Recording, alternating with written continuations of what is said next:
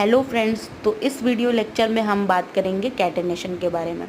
Last video में मैंने आपको बताया था कि कार्बन जो है वो वर्सेटाइल नेचर ऑक्यूपाई करता है और इसकी वर्सेटैलिटी जो होती है वो दो फैक्टर्स पर डिपेंड करती है। पहला है कैटेनेशन और दूसरा है इसकी टेट्रावैलेंसी, जो इसका टेट्रावैलेंट नेचर होता है।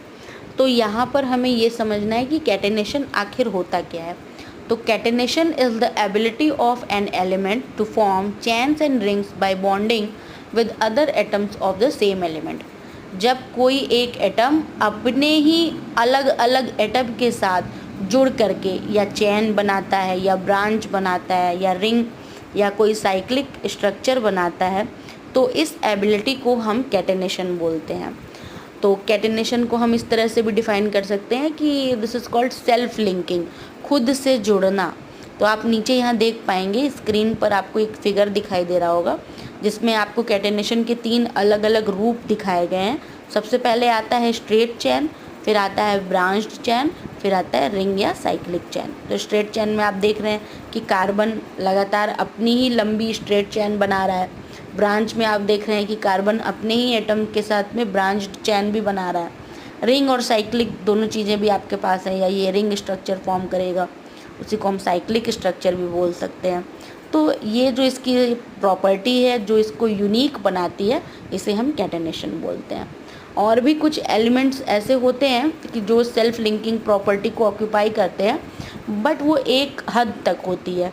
लेकिन कार्बन जो है वो लार्जेस्ट चेन बना सकता है, यानी कि लंबी से लंबी चेन बना सकता है कार्बन को जोड़ते हुए। तो जो प्रॉपर्टी कार्बन में होती है वो उसको थोड़ा यूनिक नेचर देती है। तो इसलिए ये एक इम्पॉर्टेंट प्रॉपर्टी है जिसकी मदद से हम ये कह सकते हैं कि कार्बन का यूनिक नेचर ये शो करती है। और इस पूरी प्रॉपर्टी के बेस पे ही हमारा ऑर्गेनिक केमिस्ट्री बना है, क्योंकि केमिस्ट्री तो जब बना तो उसमें कार्बन और कार्बन से रिलेटेड एलिमेंट्स को, उनसे रिलेटेड कंपाउंड्स को पढ़ने के लिए हमें एक अलग से ब्रांच बनानी पड़ी जिसे हम ऑर्गेनिक केमिस्ट्री कहते हैं। तो सबसे पहली बार जब ऑर्गेनिक केमिस्ट्री की बात आती है तो हमारे दिमाग में कार्बन और कार्बन से बनी हुई चीज़ें आ जाती हैं। तो आगे के डेफिनेशन में मैं आपको ऑर्गेनिक केमिस्ट्री की भी डेफिनेशन बताऊंगी। फ़िलहाल के लिए आंसर ये कैटेनेशन क्या होता है इसका एग्जांपल मैंने आपकी स्क्रीन पर लगा दिया है, आप इसे देख सकते हैं। आप मेरे प्लेलिस्ट में जाइए, वहाँ क्लास 10 CBSE बोर्ड के आपको सभी चैप्टर्स इसी तरीके से 1 बाय 1 टॉपिक वाइज एक्सप्लेन किए हुए मिलेंगे।